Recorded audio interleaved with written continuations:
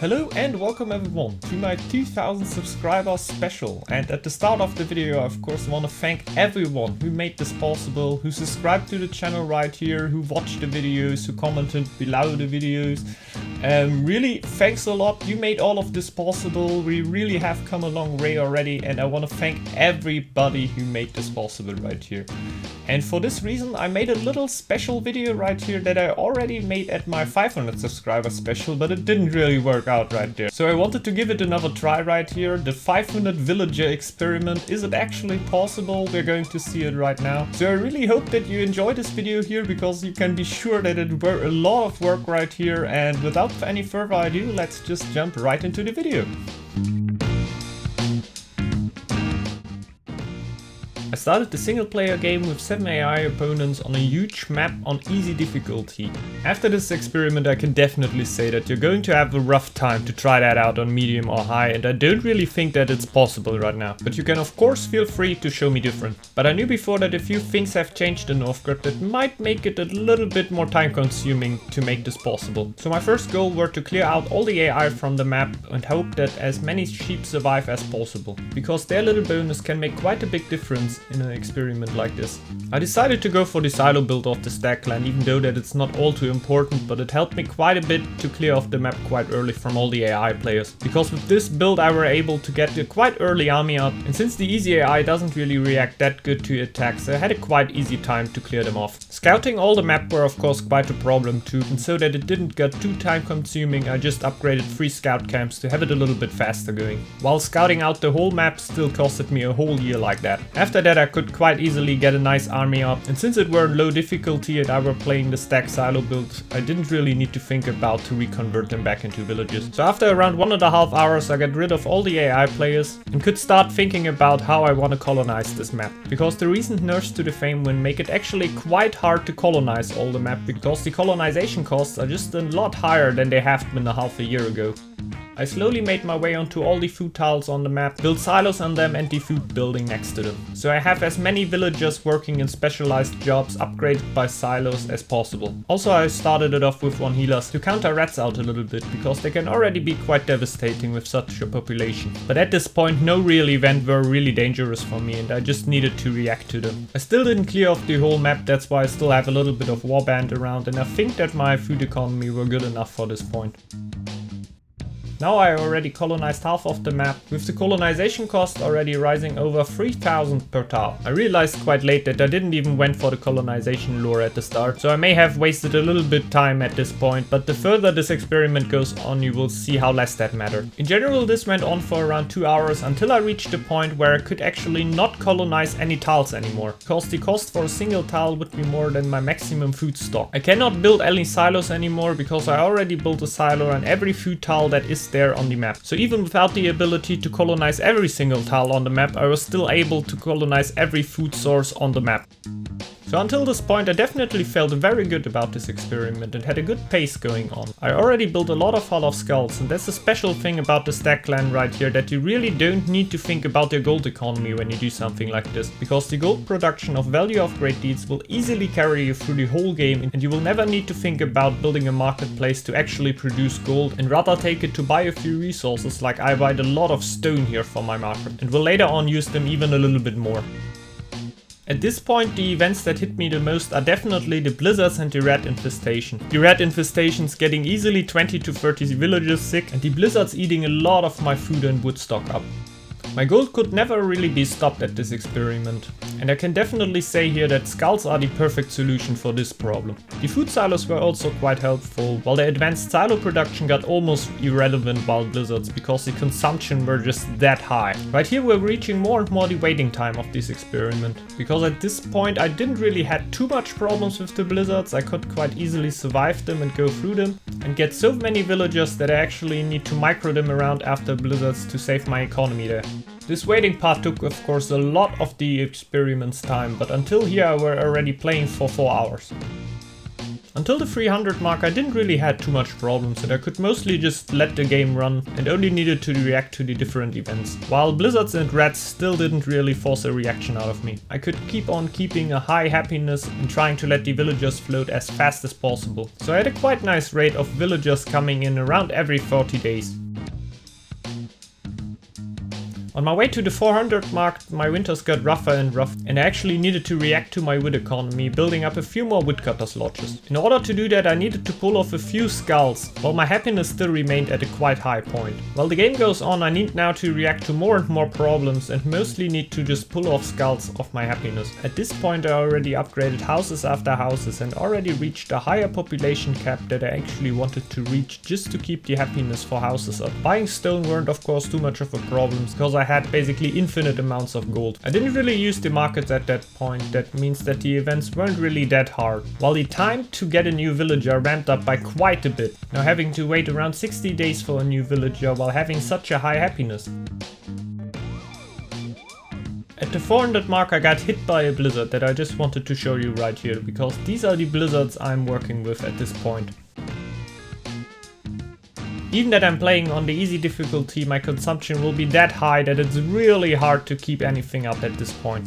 Because you will basically need to have a humongous food stock at this point, and like you can already see, it doesn't really tell us that I will easily reach the 500 there. So at this moment I knew already that I needed to react, and if I just gonna let it run like here, that it's not going to work out.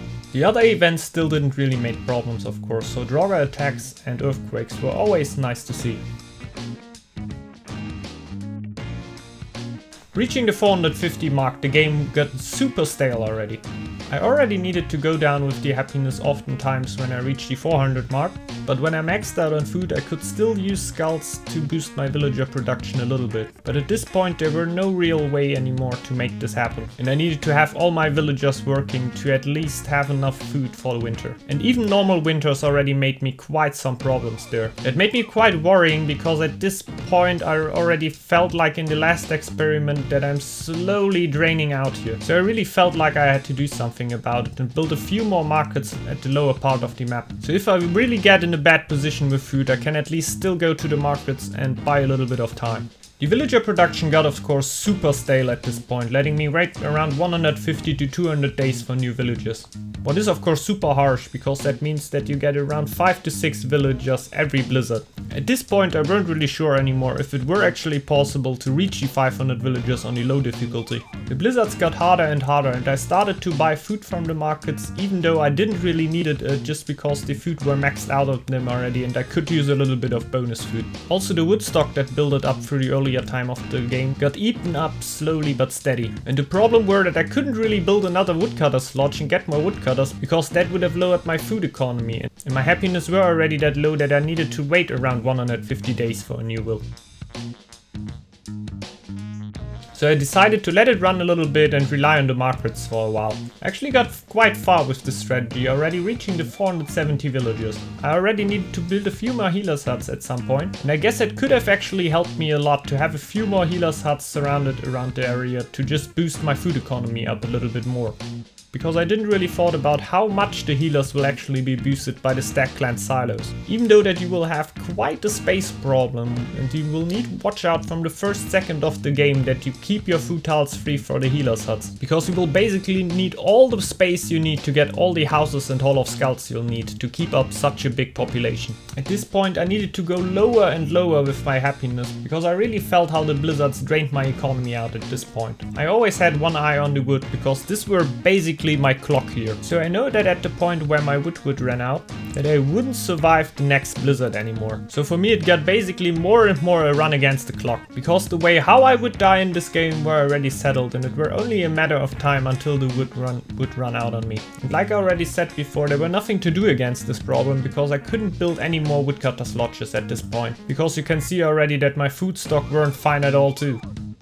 So at this point I decided that I needed to start feasting to boost up my economy a little bit and make me survive maybe a few more blizzards. The feast helped me quite a bit to actually boost up my wood also a little bit, so I could set up the clock a little bit higher. Almost at the end of the experiment I actually managed to keep up my wood economy a little bit stable with buying all the wood off the markets I could buy, having all the woodcutters that I could have, and go down with my happiness to a really low point, giving me now new villagers around every 300 days. So that means that I basically need to wait a year for every new villager. But it's of course super scary having blizzards coming in every 3 to 4 years. At 495 villagers a blizzard hit me that could be the game ending blizzard that will definitely take all my wood away from me. So even if I would survive this blizzard, I sure wouldn't survive another one. I went into the blizzard with around 6,000 food and 6,000 wood, having a little bit stockpiled in all my markets. With buying all the food from the markets I could already see that it should actually be possible to go without any sickness through this blizzard. I actually were quite happy that this blizzard actually ended a little bit earlier than I would say normal blizzards end, so I definitely had a little bit luck in that instance and could make it into the next year.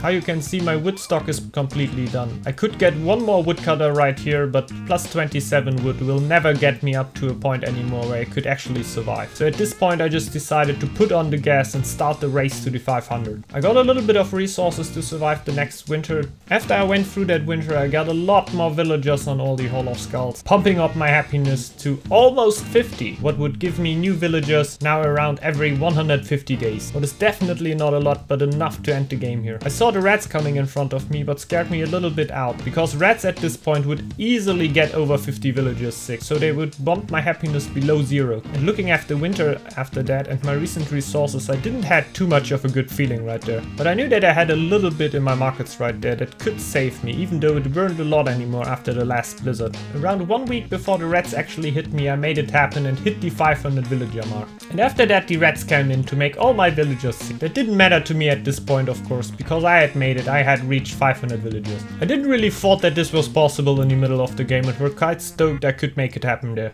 I saved the game right away so you could actually see how long it took me right there. A whooping 895 minutes. So it definitely got a lot harder than the last time. Even though that the last time I only hit the 373 villager mark if I'm right. But I can tell you that I'm really happy to have this done right here. Even more because at some points I weren't really sure if it could actually be done. So of course I called all the villagers together to have a little bit of a march through Northgard here. Even knowing that some of them might not do it. With the winter time coming in I tried to make the march in the north starting. But since the game of course has a lot of problems to create 500 ways for 500 different villages, it started to lag quite hard here and I had quite a few problems to set it up. But at some point I actually kind of got it done and started the sick march to the north right here.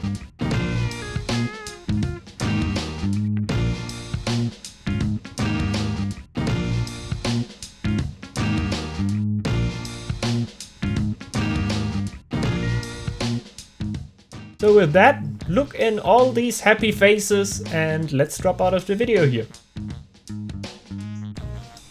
So, this were my 2000 subscriber special. I really hope that you enjoyed it. I'm really glad that I could make it, and I want to thank again everyone who subscribed to this channel and made all of this possible right here.